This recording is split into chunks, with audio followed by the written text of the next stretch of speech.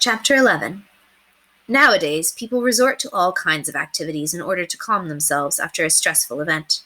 Performing yoga poses in a sauna, leaping off bridges while tied to a bungee, killing imaginary zombies with imaginary weapons, and so forth. But in Miss Penelope Lumley's day, it was universally understood that there is nothing like a nice cup of tea to settle one's nerves in the aftermath of adventure. A practice many would find well worth reviving. As you might imagine, Penelope was now in sore need of such a soothing cup, and the incorrigible children were in sore need of baths. Truly, the scent of elephants was so distinctive that Mr. Hicksby may have had a point after all. So back to number 12 Muffinshire Lane they marched, after bidding Judge Quincy a good day, and offering more thanks for his kindness, all of which he grandly waved off. Penelope felt she owed a debt to Margaret, too. If not for the young housemaid's sense of duty, and Simon's timely arrival, of course, the children might have been whisked off to spend a day alone with Judge Quincy, an uncomfortable notion at best. It spoke well of Margaret's character that Penelope wondered if she, too, had been influenced by the wisdom of Agatha Swansburn in some way along their way. She tried to say as much, but the girl just giggled. "No need for all that, miss. I was just minding the children like I said I would. If you'd pardon me, I'd best get back to work. Miss Clark will be looking for me." She bobbed a quick curtsy and raced back to the house. Now that Penelope had returned, Margaret would spend the rest of the day cleaning fireplace grates, sweeping carpets, and tending the whims of her high-strung mistress whenever Lady Constance rang the bell. Poor Margaret, Penelope thought, as she watched the good-hearted girl skitter gracefully across the cobblestones. I hope Lady Constance doesn't scold her for going to the zoo, and if she does, it will be my fault for mentioning it. And poor Lady Constance, I wonder if she knows how vexing people find her. Vexing indeed. Even as she had the thought, Penelope wished she might invite Simon in for tea and a few of the biscuits that the children had begged her to buy at the charming little bakery. While paying for her purchase, she was saddened, but not wholly surprised, to overhear the baker complaining. Apparently a young boy had stolen 2 loaves of rye bread and half a dozen sticky buns before making a fast getaway, not 20 minutes earlier. But Penelope knew that if Lady Constance saw her entertaining an actual caller, and a young gentleman, mind you, there would be no end to the hysteria. Instead, Penelope and Simon strolled at a leisurely pace, while the children took turns scooting beside them on the velocipede.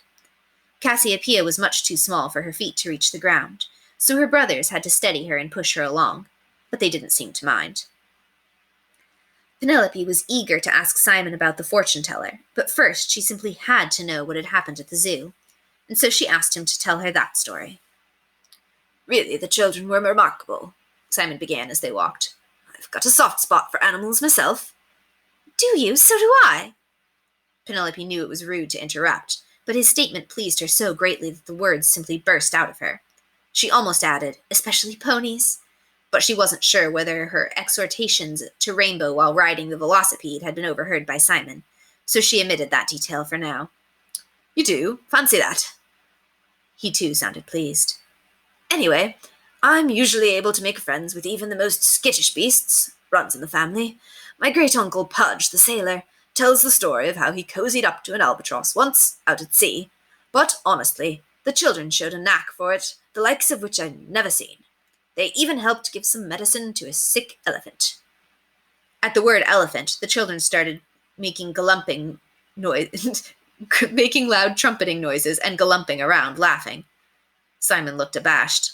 "I hope it doesn't frighten you to hear what happened, Miss Lumley. As you can see, nobody got hurt." Penelope reassured him, and his voice grew thrillingly dramatic as he told what happened next. "When we arrived at the elephant's cage, the zookeeper was at his wit's end, trying to persuade the ailing pachyderm to take his pill. Before anyone could stop them, the children scrambled over the bars. Beowulf shimmied up the elephant's trunk to hold it out of the way, Cassiopeia petted his great grey knee, and Alexander calmly took the pill from the zookeeper and popped it straight down the elephant's gullet. 1, 2, 3. The children happily acted out the scene as he described it, using the velocipede as a stand-in for the elephant. "Bravo! What an adventure you had! And it explains the smell. But, children, remember, climbing in zoo cages is not something to make a habit of. I hope you will keep that in mind." Privately, of course, Penelope was very proud of the Incorrigibles for rushing to the aid of a sick animal, for it's just what she would have done herself, no matter how many iron bars were in the way. She waited until the children had scooted out of earshot before asking again, "Mr. Harley Dickinson, tell me, did the children show any fright when faced with more familiar forest-dwelling type creatures? Bears, for example, or wolves?" "Oh, we never saw the Wildlife of Great Britain exhibit. It's closed for repairs," Simon explained. "Judge Quincy was keenly disappointed about it. But we amused ourselves nicely with the giraffes and orangutans and whatnot. The children couldn't get enough of them. They pointed and laughed as if they'd never seen anything so funny." "How interesting," Penelope observed to herself. To the incorrigible children, these exotic beasts must have been as strange and comical-looking as a person in a clown costume would be to the average child. But to Simon, she only said, "It sounds like everyone had a marvelous time." Simon gave her a curious look. "Forgive me for noticing, Miss Lumley, but you don't seem very surprised by my zoo story.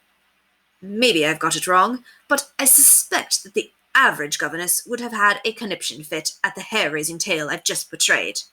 He frowned. "Or perhaps I've failed to capture the death-defying drama of it all. I hope my muse hasn't left me again." Penelope felt her cheeks flush. Even though it seemed as if they had known each other for ages, in reality her acquaintance with Simon was still so new that she'd not yet mentioned the fact that the children had been raised by wolves. Was now an appropriate time? Penelope had read all the etiquette books in the Swansburn Library, but she couldn't recall a rule that applied specifically to this situation. "I assure you, Mr. Harley Dickinson, your zoo story was nothing short of riveting, and I would hear it again in a heartbeat. But the children have a somewhat unusual background," she said cautiously. "It tends to make them highly skilled with animals. I have observed it myself, and that's why I'm not surprised by your tale." "Unusual background?" Simon stopped walking and turned to Penelope. "That's just what Judge Quincy said. He's a curious fellow. Wanted to know all about me, how I'd made your acquaintance, what I thought of the children. I told him that they were the three most clever and charming tykes I'd not had the pleasure of meeting. 'But what do you make of their unusual background?' he said. 'Well,' I replied, 'it is unusual. Not every child gets to roll around in piles of money like they do at Ashton Place. But as long as that sensible Miss Lumley is in charge, it shouldn't completely ruin them. That's what I said."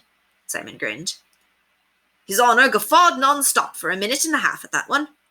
"Say, what did he mean by it? Were they in the circus?" The Incorrigibles were still busy playing with the velocipede. Penelope wondered how much she ought to reveal, but one look at Simon's perfectly nice face made up her mind. Quickly, she told him all she knew about the children's unusual background. Now it was his turn to be riveted. "Raised by wolves? You don't say!" he exclaimed when she was done. "I'd write a play about it, but no one would believe me." And then, because she simply had to trust someone, she told Simon everything. All about the strange going-ons at Ashton Place, the mysterious danger that Miss Mortimer had warned her about, and the fortune-teller's bizarre words, "The hunt is on." The only part she left out, in fact, was Miss Mortimer's request that she not investigate the matter further. For truly, what harm could come of satisfying her curiosity? "So, you see, Mr. Harley Dickinson, that's why I must speak with that strange old woman. Unlikely as it is, this semi-toothless soothsayer may know something about what lies beneath all these confounding events." Simon shook his head. "Afraid I've got bad news for you, Miss Lumley. I haven't seen Madame Ionesco for days. Not since the day I met you and the children, in fact." Penelope could scarcely conceal her disappointment. "Is it unusual for her to be absent so long?" "A bit, yes. She's usually busy all over the neighborhood. You'd be amazed what people will pay for a glimpse of the great unknown." "I hope no terrible fate has befallen her," Penelope said, alarmed. "Or are people in her profession able to foresee such calamities and avoid them?" Simon shrugged. "Wish I knew. But even a fortune-teller is entitled to a holiday now and again. Perhaps she's taken a trip out of town. If you like, tomorrow you and the children can come by my garret for a visit, and we can take a look round the neighborhood for her. Afterwards, I'll show you some of my theatrical haunts.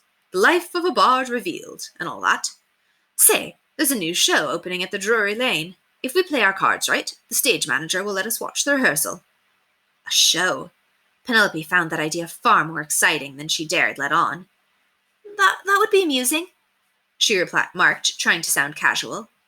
"And tomorrow Lady Constance will be out all day visiting the poor, which means we come and go," she could have said without provoking a ridiculous tantrum, but that would have been unkind, so she finished with, "without disturbing her."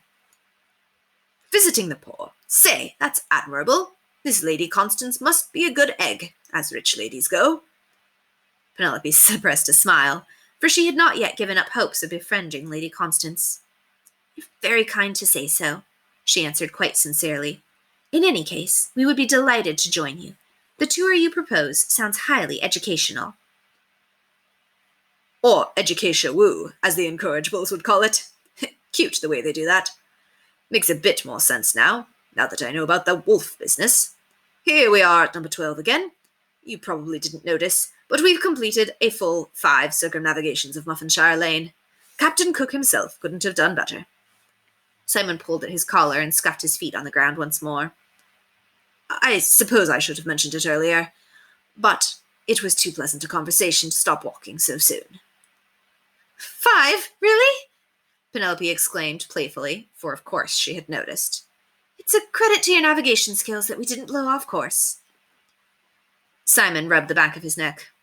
All right then, I'll pick you up at, say, 11 o'clock-ish, or would you rather use that fine guidebook of yours to lead you to the West End?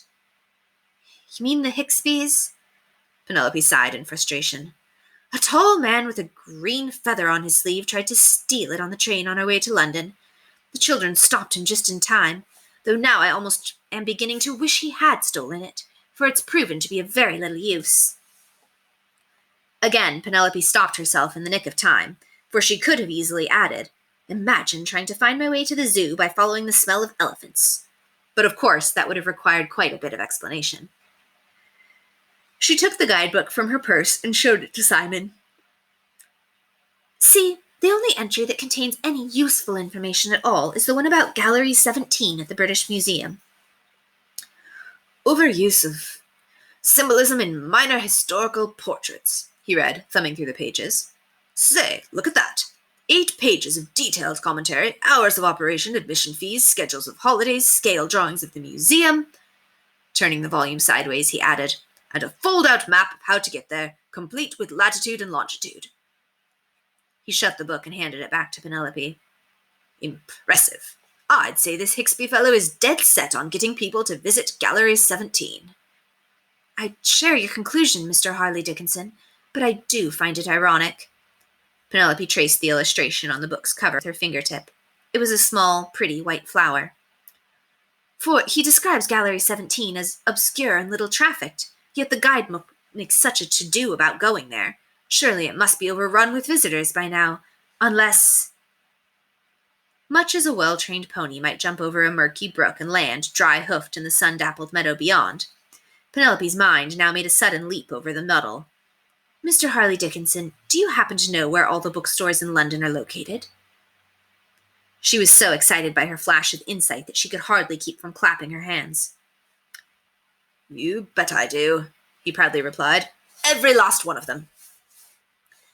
Penelope felt the deep satisfaction one can only enjoy when in the company of a kindred spirit. How marvelous, she exclaimed. Her mind racing and her words tumbling out willy-nilly, she continued. The children are much too tired for another outing. I dare not leave them again in any case. They haven't yet finished their essays on the causes and consequences of the Peloponnesian War. Athens versus Sparta? I'm not sure I follow. She lowered her voice into a more confidential tone. If you're willing.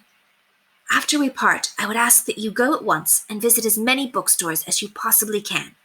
See if you can find even one other copy of the Hicksby's Guide to London, or any other Hicksby's Guide for that matter. Easy enough, Simon saluted as if he were already on his way. But why? Because I now suspect this, Penelope said as she laid a hand on the book's cover, is the only copy of Hicksby's lavishly illustrated Guide to London, complete with historical references, architectural significances, and literary allusions, in existence. Now, that's a fascinating and peculiar notion. Simon stroked his chin, which he'd shaved for the first time that very morning. But if you're right, what do you suppose it means? It means that I, Miss Penelope Lumley, am the singular person whom the author of this volume hopes to lure into the obscure and little-trafficked Gallery 17. She glanced around to make sure the children couldn't overhear. It would also mean that Miss Mortimer knows far more than she's told me, for it was she who sent me the guidebook to begin with. Then she must know who made it, Simon exclaimed. Exactly, and perhaps why someone would try to steal it. At that point, Beowulf scooted up to show Penelope and Simon a new trick he had invented on the velocipede. He called it popping a wheelawoo, and that kept them occupied for another circumnavigation of Muffinshire Lane. It also gave Simon an idea. Lacking a horse or cart, Simon suggested that it would greatly speed his efforts to visit every bookstore in London if he rode the velocipede himself. If the children don't mind parting with it, of course, he said, tipping his hat to them. The Incorrigibles had no objection letting Simon take the velocipede. It had been a long day, and now it was time to bathe and eat supper and hear the rest of that funny Scottish poem about the mouse, which they liked so much that just thinking about it started all three of them drooling. Or possibly it was the idea of a tasty wee mousie that caused the saliva to flow. In any case, they were eager to hear more. But Penelope had another concern. "Mr. Harley Dickinson, I must be frank with you," she said solemnly. "I do not know to whom the velocipede properly belongs." Was it lost? Penelope thought of the 2 loaves of rye bread and half a dozen sticky buns. "More likely stolen, I fear."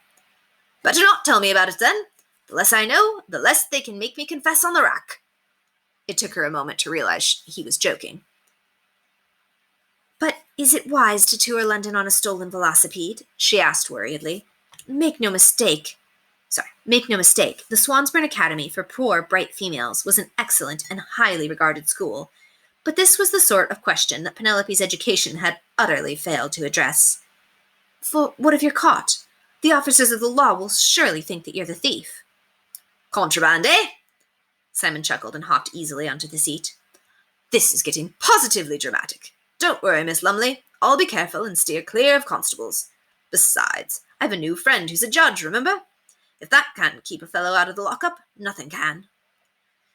"Good luck, then. Oh, Mr. Harley Dickinson, do take a biscuit for the road." She offered one from the charming little tin the bakery had provided. "Custard cream, my favourite. Thanks, Miss Lumley." He took one and popped it in his mouth, and with that, he was off. And so, just as it was on the first day they met, which of course had been only a few days before, though it truly seemed longer, Miss Penelope Lumley and Mr. Simon Harley Dickinson had bid each other farewell at the steps of number 12 Muffinshire Lane. Except this time, Penelope knew exactly when she would see Mr. Harley Dickinson again, and it would be quite soon, the very next day, in fact. Not only that, but she felt Simon had proved himself someone who she could trust and rely upon to help think things through. Despite all the day's mysteries, riddles, and conundrums, the realization that in Simon she had found a true friend was enough to cheer Penelope to the core. As Agatha Swansburn once said, "When things are looking up, there's no point in looking elsewhere."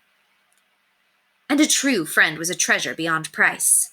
This Penelope knew from The New Pony, a lovely early story that showed how young Edith Ann Pevington and her new pony colt Rainbow first came to understand and love each other, despite a few blunders at the start.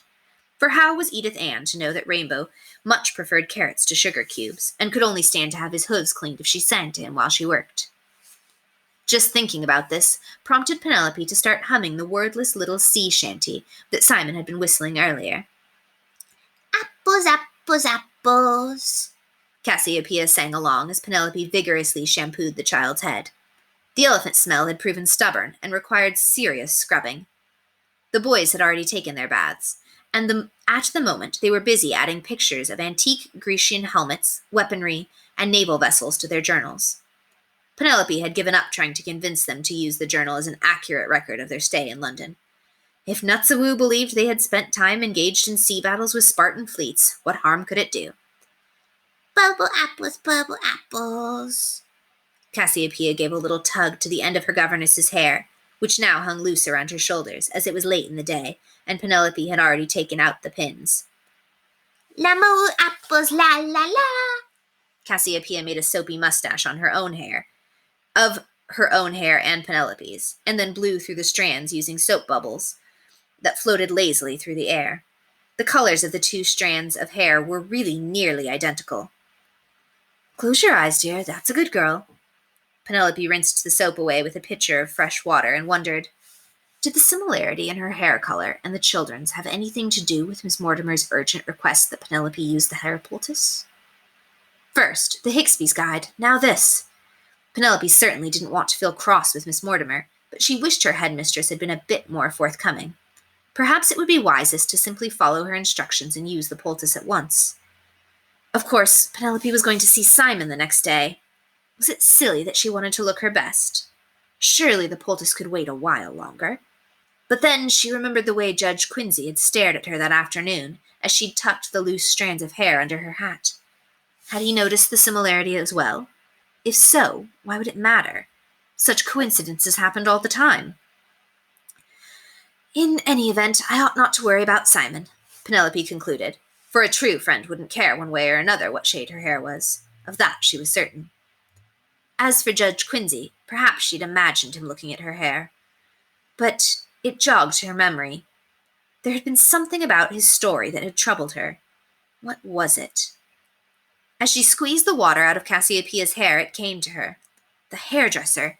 He'd said he'd come to the house and seen Lord and Lady Ashton, but Lady Ashton had been at the hairdresser. But Lady Constance hadn't left the house, and had no callers either. Penelope had heard her say as much to Lord Frederick. Why would Judge Quincy lie about something like that? Castle Wolf poem, please? The dripping girl requested as Penelope lifted her out of the hip bath. Mr. Burns, please? Best laid plans of Mousewoo? I will read you the Mr. Burns poem shortly, Penelope said as she wrapped Cassiopeia in a towel.